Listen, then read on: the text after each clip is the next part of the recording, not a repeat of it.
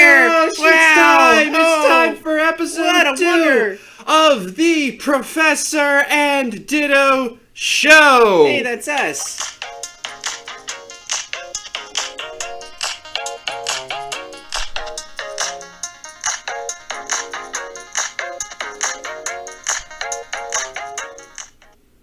Yeah, All cool. right, ladies and gentlemen, thank you so very much for joining us today. Yeah, thanks. If you're a patron, then you got to listen to episode 1 yesterday. Thank you. If you're not a patron, we want to welcome you to our Patreon and or YouTube channel. Please remember to subscribe and support us if you can. And let's just get right into the show, shall we? Yeah, sounds like a good idea. Oh, ditto, I completely agree. Oh, man, guys, we are so excited for today because we have a special announcement. Ladies and gentlemen, the first meet and greet for Professor and Ditto is happening. It's happening live. It's going to be on July 17th in Houston, Texas. Of course. At Comicpalooza, Houston's, quote, largest comic convention ever. No, wait, it's... Excuse me, the largest comic convention in Texas. Yeah, it's the other one. Wow, completely botched that one. Anyway, I want to thank everyone who has supported us over these last couple of years. It definitely has not been easy for any of us, especially with the whole beer virus thing. Either way, we want to thank you all so much for the love and support. Whether you're from Instagram, TikTok, YouTube, whatever. Or Clapper. The fact that you're here and you're listening and you're supporting us means so very much. We want to thank everyone who has talked to us repeatedly about doing a meet and greet kind of event. We were not able to secure a booth or anything like that, but we were able to get tickets to the event. So even if you guys are only able to stop by the outside and see us there, we're planning on spending some time outside the convention center. Yeah. And talking to people there, because there's usually a big group of cosplayers and whatever that stick around outside for photo shoots. So we're going to definitely be out there. We're going to be inside the event, obviously. It's only going to be that Saturday. July 17th is a Saturday. We are going to be there as early as possible. And as late as we can be. So please mark it on your calendars. If you want to meet Ditto and I in person, please meet up with us. We're going to have some exclusive Professor and Ditto trading cards, official Pokemon style trading cards that you guys can get from us. Stock is of course going to be very limited, and we'll even have a couple of t-shirts. If you can prove that you follow us on YouTube and TikTok and Instagram. So be sure to meet with us then. We look forward to meeting all of you. Even if there's only one person who shows up, it's going to be worth it. Comicpalooza is an event that I've been to a couple of times in the past, and I've always had a really good time. The people there are just so nice, so caring, and we're not sponsored by them in any way. I'm just saying this I out wish. of the goodness of my heart. I wish. But Ditto, you remember the last time we went, right? Yeah, I do. The last time we went, it was such a good time. Yeah. You want to talk about the cosplay thing? Yeah, I was gonna say it was not that it wasn't bad at all. We had a ton of fun. Yeah. We did we tried to go as a. Can I talk about the custom costume for a little bit? Yeah, we've got other things we want to talk about for today's show, but okay, I'm going to talk about that. So, when I was younger, I made a costume out of recycled like sports gear and duct tape and spray paint and stuff like that. Still boggles my mind that spray paint is locked away behind like glass doors, but the pocket knife section is just kind of out in the open, as well as the pellet gun section at Walmart. Anyway, priorities are clearly well, they are what they are. Anyway, I made this suit back in 2015. Yeah. I've actually got 2 giant checks on the wall from the Salt Lake Comic-Con that I went to. It was the Fan Experience, which is the official name of it. They got sued by San Diego Comic-Con and changed their name to FanX. Anyway, went there as this suit, had an absolute blast. It's, to this day, I think the best convention experience I've ever had. I'm hoping to change that this year. We've got Comicpalooza on July 17th, 2021, and we've also got PokeFest San Antonio, which is all the way out in November, so hopefully that turns out to be a lot of fun as well. I'm sure it Either will. way, I just made this suit kind of out of trash, and I tried to make lightning strike twice and created another suit, which is actually in my room right now, which We need to is get rid close of it. nearby to my office. And it just did not pan out as well. I No. definitely could have put on a better performance for sure. Yeah. It was not very memorable. The suit itself was, I would argue, more uncomfortable than my first one was, which was not designed with comfort in mind. I couldn't even sit down in that first suit. I had to remove the chest plate and a bunch of other pieces in order to do that. It was an absolute mess. It was a nightmare to maintain. The other one was even worse. The super glue did not hold very well, I learned, when it comes to binding plastic out together, and Not at Velcro all. would come off, and a bunch of other like cosplay struggles. But we'll save cosplay stuff for another episode. This year, obviously, I will be going as myself. I'll have my lab coat. I'll have probably my white pants. I'm not planning on looking like any normal Pokemon professor. I want to look like me. And I'll have some of the pins you guys have sent us. And like I mentioned, the t-shirts and some custom cards as well. So please take full advantage of this. If you've never been to Comic Palooza, this is the year to go. Not it sponsored. should be a lot of fun. I don't know if it's going to be as big as it's been in the past, but No, it's no, definitely going to be a worthwhile experience. Still pretty big. And yeah, Ditto's obviously going to be there too. So Of course. please check us out there. We cannot wait to meet all of you and learn from you guys as well. And while I'm on the subject, I just want to do a quick plug for our merch. We have I Support Purple Blobs t-shirts. The artwork was provided by the incredible Liz Draws. If you haven't Love checked you, her out, Liz! please. She's on Instagram and TikTok as well. Criminally underrated, deserves a lot more credit than she gets. If you support Purple Blobs, then please pick up a t-shirt. It is worth your while. They come in 4 sizes: small, medium, large, and XL. And we ship anywhere in the U.S. for free. That's right, free shipping anywhere in the U.S. There is not yet any international shipping. We will let you guys know when that changes, if ever. But from that, we wanted to get it. We've got a couple of things we wanted to talk about today. I'm not planning on making these episodes super long. I recognize that you guys are super busy.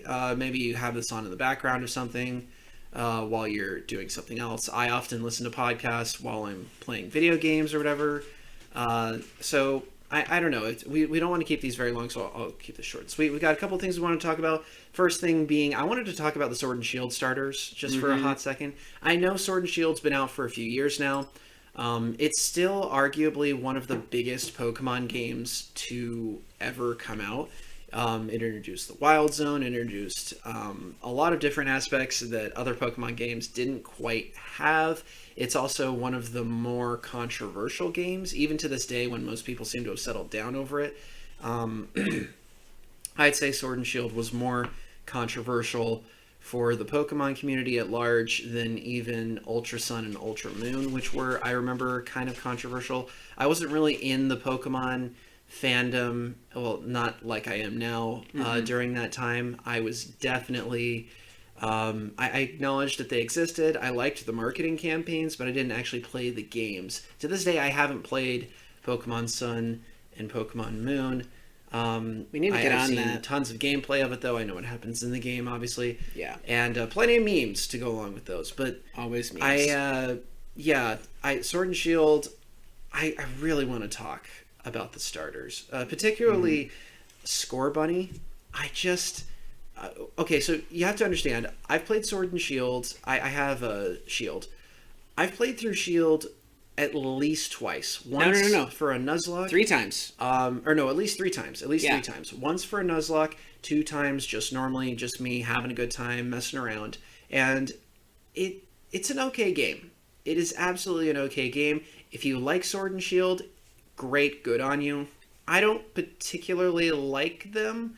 I feel it feels like a really small game, if that makes sense. Yeah, it does. Like there have been, I don't know what it is. Maybe it was just, being an adult versus being a kid. But the Pokemon world of Galar, or the Galar region, it feels incredibly small, which is ironic because you have these Gigantamax and Dynamax Pokemon, and they're so big. They're kaiju-sized Pokemon, which I think is a nice callback to the original anime, where they had kaiju-sized Pokemon. I always remembered the gigantic-sized Tentacruel that caused some havoc, and a gigantic... I can't want to call them Gigantamax, but they weren't Gigantamax. They were just big Pokemon. There was a Claydol that was also really, really big, and there was like a whole legend around it and a whole episode devoted to it. Not a particularly good episode. As usual, Team Rocket and the gang had to team up to capture it, but it had like a giant, it looked like concrete Pokeball that they used to capture it. And the old guy that was supposed to be helping him kept reading the legend wrong, so he wasn't very good at what he was supposed to do. But yeah, so even though the Galar region is full of these giant Pokemon, and I get it, it is supposed to be an anomaly. It's not something that naturally happens, I guess. It's only like just been discovered. But I feel like the region should be bigger to accommodate that. And it's still a pretty big game, but the region itself feels very small. Yeah. And the starter Pokemon, for anyone who doesn't know, the starters for the Pokemon Sword and Shield games are Scorbunny, Sobble, and Grookey. And I chose Scorbunny. I chose Grookey once, Scorbunny twice, and I never chose Sobble because it felt like everyone I watched on YouTube was choosing Sobble. So they were. I don't know. I never had an interest in like the suave lizard spy character. Never really was interested in that. That being said, though, I am probably not your. You'd be hard pressed to find someone who doesn't like soccer, aka football, as much as I do. Like, I am not a fan of the sport. I don't like the athletes that are involved. I played the game a couple of times, and it's not. It's not for you. Particularly fun. It's just a whole lot of running. Well, and I never know where to look. The game itself is just not enjoyable. It's not enjoyable to play, not enjoyable to watch. That's just my personal take on it. Either way, I don't like how Scorbunny becomes a football player. I get that it matches the theming. They were going for a British theme for the Sword and Shield for the Sword and Shield games and the Galar region. I think they nailed it pretty darn well, especially with the character design for Gloria. Still love Gloria and all the great memes that came out of that. Some excellent memes. But yeah, good. I don't like how Scorbunny becomes this football player. I feel like they could have gone in a different direction. I'm not entirely sure what direction that would be. Ditto. How do you think they could have changed Scorbunny? Oh, shoot. Throwing me on the spot. I feel like, well, Scorbunny is a bunny, and they probably could have just made a bigger, bulkier bunny character. Like something...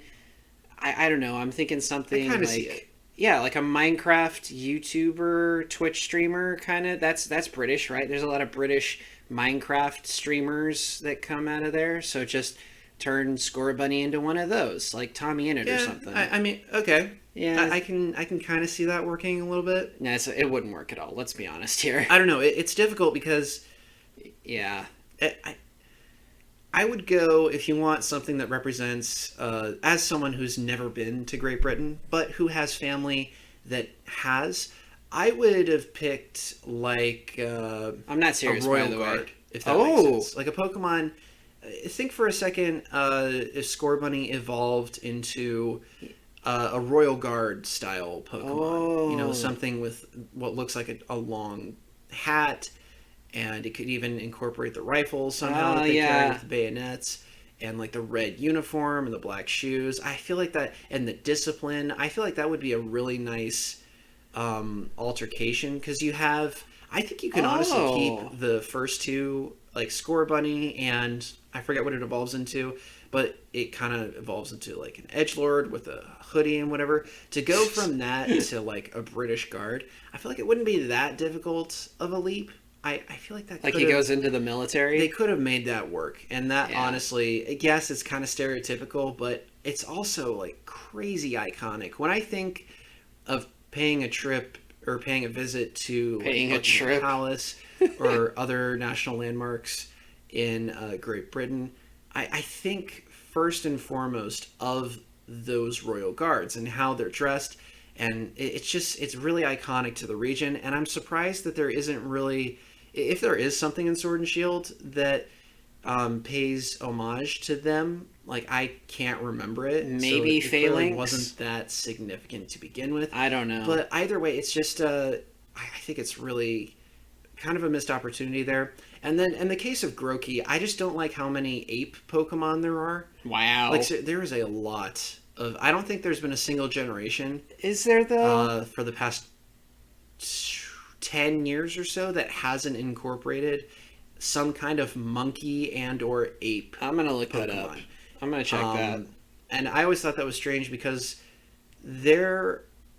I'm just speaking from personal experience here.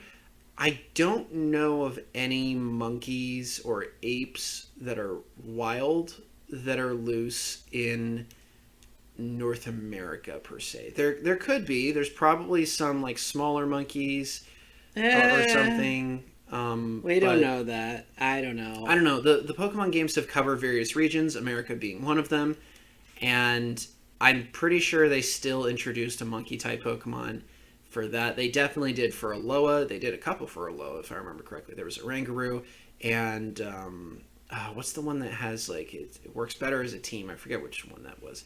It's like Pangaroo or something. But there's always a monkey. There's always a monkey Pokemon. There's always an ape Pokemon. And I mean, come on. It's Great Britain. Really? You're going to make one of the starter Pokemon an ape? I mean, Don't get me wrong. I kind of like Grookey's final evolution. Its name is escaping me. I can. Thank you, Ditto. I kind of like that Pokemon, but at the same time, it's just kind of overplayed at this point. Yeah. If I could choose a Pokemon to be a starter instead, I would have picked a Corgi. And I know we already have Yamper. We have Yamper. And whatever the heck it evolves into, honestly, Yamper didn't evolution. But like, Bulltown. I feel like Yamper could have worked as a starter Pokemon a little bit better than something else. Or better yet, let's have a bird. Let's have a bird be a starter for once. I know we've had some birds. Have we had any birds? Yeah, well, we had Piplup. Yeah, we did. Was there anything else though? I'm thinking like Pidgey style. I'm making myself sound like a Gen 1er. Like Pidgey style Pokemon as a starter. I don't know if we've ever had something quite like that. I don't know. This would have been the perfect opportunity to try that out. You would have had the bunny, the lizard, and the bird. All totally normal pets. You spend any amount of time on social media, particularly Instagram, you're going to see something. Oh, yeah. So I think that they kind of dropped the ball on that regard. Torchic and Rowlet, by the way. It always felt like there was something off about the Galar starters. This is just kind of turning into me complaining about like nitpicking Sword and Shield, but I really can't help it because for a while there it was like the thing to rip on Sword and Shield before the game had even come out. Yeah. And you guys know me, I don't go with the flow at all. I don't like hopping on trends. I don't like talking about what everyone else is talking about. I like doing my own thing, like being my own little thing. Hence why we don't have a sponsor for this episode. It's just me talking about merch and meet and greet. Also visit our website shopprofsir.com. We're self-employed until July to get a t-shirt, but anyway, or a custom card for that matter. But I've been like bottling up any complaints that I have regarding Sword and Shield up until this point. So this when I first saw Scorbunny and Sobble and Grookey, like Grookey I understood. Grookey kind of made sense. Sobble, it kind of looked like a Pokemon, kind of didn't. Scorbunny definitely did not. Scorbunny really? To this day, it doesn't look like a Pokemon. Nah. It looks like an OC. It looks like if a kid on DeviantArt were to design his own Pokemon, like that. That's what it looks like. And I get it. Pokemon has been creating new Pokemon since forever, since the series first started. They've always been trying to create more and more Pokemon. They haven't done nearly as many remakes as people think they have. No, not at all. Even when they recycle a Pokemon and they give it a new region variant, like the Alolan Pokemon or the Galarian versions of certain Pokemon, even then they still have to redesign every Pokemon. So I get it, you know, occasionally you stretch with as creativity goes, and as far as the designs of everything goes. Mm-hmm. That being said, this is one of your starters. This is something that they announced before the game had even, as far as we know, been finished. They revealed Scorbunny, Grookey, and Sobble's designs.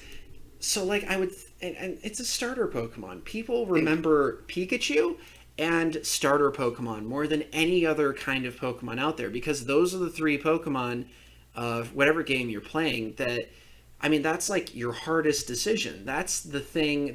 People are still making jokes about, did you pick Charmander, Squirtle, or Bulbasaur? And that's because that decision, it really it didn't have like a major effect on how you played the game, but it definitely affected you in the early stages of the game. And I know plenty of kids who never finished whatever Pokemon game they started playing. They only got to the first or second gym, and then for whatever reason they just stopped playing. So they remember those early stages. I definitely did that with a couple of games as a kid, particularly Pokemon Yellow. So Pikachu and later Raichu have a special place in my heart, as well as Pokemon Pidgey, because I always pick up a Pidgey when I get the chance, because Pidgeotto is great, but and Pidgeot as well. But like, I don't know. I feel like Scorbunny just doesn't belong. Now I get there are people out there who really like Scorbunny, and they like Lopunny and whatever the other one is. They like those. Wait. It's fine. You can. It's okay. Did I say Lopunny? You said Lopunny is a different bunny Pokemon. It's different Pokemon. Too many Pokemon too. Too many. No, there's wrong bunny. Well, some people still like Lopunny too, but that's a discussion for another day. We'll save that for tomorrow's episode, shall we? Yeah, we don't want to talk about that. Probably going to have to make that one Patreon exclusive, because we'll talk about the how little I like how people have treated certain Pokemon. But anyway. I better be on that list. Yeah. Oh man, I should see if they have any weird Pokemon figures and just make a couple of videos about those. In July when we go to Palooza. Because Ditto, I know. There's gonna be some weirdo or some bizarre booth that just has a bunch of saucy Pokemon figures. They're probably gonna have more than just that, but they're gonna have like some weird saucy probably Pokemon art figurines, too. just lying around. We're not going to buy them, are we? I'm so tired. But that's just like... We'll talk about that tomorrow. Anyway, back to Sword and Shield. I think that Scorbunny was something they dropped the ball on. I feel like they could have done better with its design. And I don't know. I appreciate, as far as competitive play goes, that there's like no comparison with Scorbunny's line. I mean, its abilities can be great. It gets faster with every hit it makes. And it knows fire and fighting type moves, which is to this day a pretty darn good setup. Yeah. Not broken necessarily, at least not with my gameplay, but it's still pretty darn good. And the fact that it gets faster, it's already insane speed, just keeps going up. It really does help, especially in the later game, if you're trying to complete the full 100%. Game, which is no easy feat, but it is. It's a little bit easier if you try and do it with Lopunny again. I didn't try it with. You said Lopunny again, and Inteleon. I don't know if it's easier with them. Actually, I'm not gonna find out. Like I said, not interested in those Pokemon. But anyway, that's all I wanted to say about Sword and Shield. I don't really care about the Game Freak Live stuff anymore. I did for a little bit there, but these days it just kind of, you know what it is. It just kind of died off, and it died hard. I don't really care anymore because I've learned a little bit more about animation, and I kind of get as far as deadlines go, I get the process of reusing models. I'm not saying it's okay, but I totally understand why they did it. Yeah. Even so. That's all I wanted to say about Sword and Shield. If you aren't following us, please follow, hit that subscribe button, and remember to follow us at prof.sir across social media. We also have a Twitch, twitch.tv/profsiranditto. If you aren't a patron, consider becoming a patron at patreon.com/SirMrSenior. Yep. So that you can get access to our exclusive Discord server where you can chat with Ditto and I one-on-one. You can join our Jackbox party nights, and you can be directly involved in the content that we make. We always try to involve our patrons in anything that we do. So yeah, it's always a good idea to join up at patreon.com. If you have $2 lying around, which I know you do. They all do. If you're the kind of person that gets a soda throughout the week or buys candy, do yourself a solid. Try to make a healthier decision and instead invest in Professor and Ditto through Patreon. You'll feel better, you'll look better, and you'll get exclusive content that no one else in the world has access to. Oh, we got a plane outside. Please do that, as well as discount codes for shopprofessor.com. So check that out, and let's move into our next subject here. So, okay. For a while now, Ditto and I wanted to talk about Sylveon as early as possible because... Really? Again? If you've been following us for a while, you know that I've kind of flip-flopped a little bit when it comes to Sylveon. Well, I haven't flip-flopped. No, yeah. If you look at my earlier content, it looks like I'm okay with Sylveon. I might even appear as a fan of Sylveon. That's my bad. I, at that time, wasn't quite sure. I knew that Sylveon was really important to some people for some reason. It's been adopted as like a symbol, I guess, for one group or another. I don't question it. Still don't fully understand that. Like, guys, you could have done better. But there are some earlier videos out there, specifically on YouTube and TikTok, where I've done full-fledged reviews of the Pokemon itself. I've looked at its stats, I've looked at its look, I've looked at its appearance in media, and from a surface level, Sylveon appears, at least in those videos, to be like a perfectly normal, just kind of cutesy Pokemon that a lot of people like. But as my time on social media went on, and as I did more and more research, I came to loathe Sylveon. I really, to this day, I don't like that Pokemon.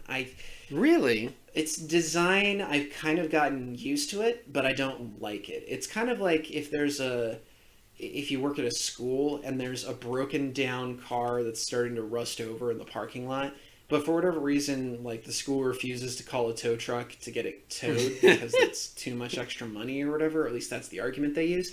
Like, I guess it's kind of like that. Like, I accept that it exists, and no matter what I do, it's not going away. But I still don't have to like it. You don't have to like something just because everyone else does. And I feel that way towards Sylveon. I don't like this Pokemon. To me, it represents a never-ending push, for some reason, for Pokemon to try and appeal to a broader audience in a way that doesn't really make sense. Like, if you liked Pokemon as a kid, it didn't matter if you were a boy or a girl. Like, if you liked Pokemon, there was a Pokemon for you. I feel like Sylveon is trying... It's like Pokemon trying a little too hard to appeal to girls, to little girls specifically. That's what it feels like. It's way too My Little Pony-esque. I don't know about now, that. Galarian Rapidash, I would say, is an even bigger example of this, but I feel like Sylveon's taking it a step further. I think the thing that bugs me the most about Sylveon as a Pokemon is the fact that Eevee is freaking adorable. Like, Eevee is great all on its own. And the other evolutions already appeal, I feel like, to anyone. You've got one for goth kids, you've got one for athletes, you've got one for hotheads, you've got one for everybody. There's an evolution out there for everyone. And to top it off, if you want something that's got ribbons, something that's a little bit more cutesy, we've got Leafeon and Glaceon all ready, and I feel like Sylveon is just a rehashed version of Glaceon and Leafeon. It just doesn't... I can kind of see that. It just feels completely out of place. You've got the other evolutions, and you can see it, like, slowly getting dialed up more and more. Here's the thing. If Sylveon was a Digimon, or better yet, a Yu-Gi-Oh! Character, I can totally see it. It would make sense. Because both of those franchises are known for being more outlandish. The more... Well... there aren't really evolution. I guess there's technically evolutions. Technically, in Yu-Gi-Oh! yeah. But like if there was a Sylveon Yu-Gi-Oh card, it would make sense. That's actually a good idea. Yeah, for yeah. a custom card. I might make that later. I'll write that down. But that would make more sense, I feel like. As a Pokemon, though, it just doesn't fit in. It doesn't belong. And I get that might be part of the reason why people identify with it. They like it for that reason. The fact that it doesn't belong. But if you want a Pokemon that doesn't belong, look no further than freaking Scizor and Scyther. Those Pokemon don't really fit in anywhere. They don't look like the other Bug-type Pokemon. They look like They Kabutops. don't really fit into other Steel and Bug types like categories. They're just kind of their own thing.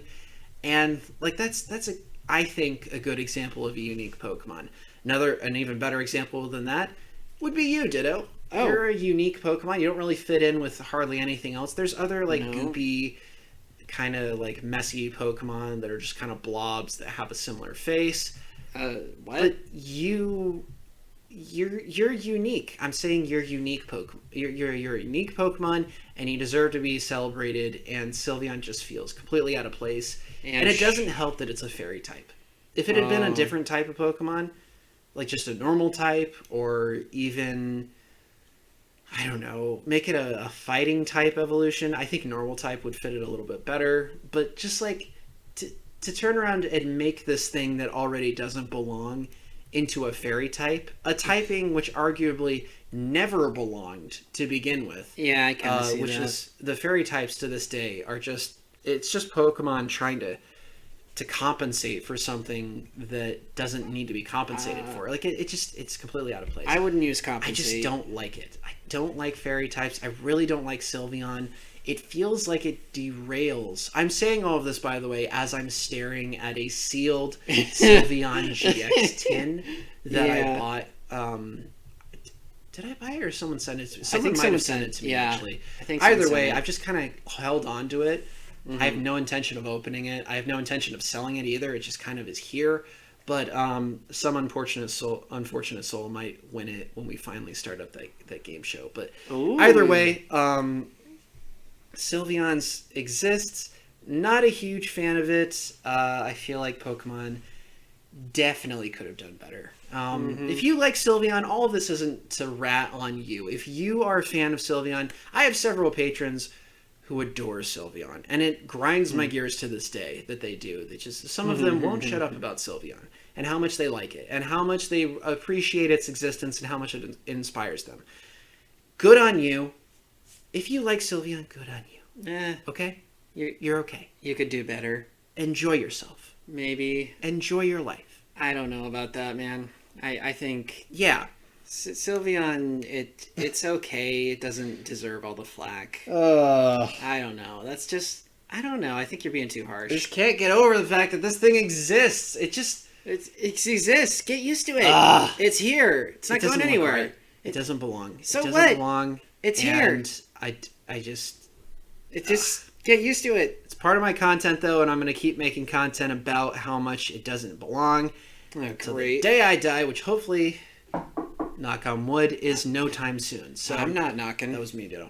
I want you to stick around, though. Either way, I think that about does it for this episode. Not a whole lot to talk about. Again, we want to keep these episodes as short as possible. I want to thank everyone for tuning in to this episode of the Professor and Ditto Show podcast thing. Thank you so much, Ditto, my co-host, for being here. My pleasure. Thank you to all of our patrons who support us over on patreon.com/Sir Love Mr. you Senior. guys. We want to thank everyone who follows us on Twitch, and we also want to thank everyone who follows us across social media. Remember, we are at prof.sir across social media. Thank you so much for watching or listening, and we'll see you guys in the next episode. Bye for now. Bye, trainers. We love you.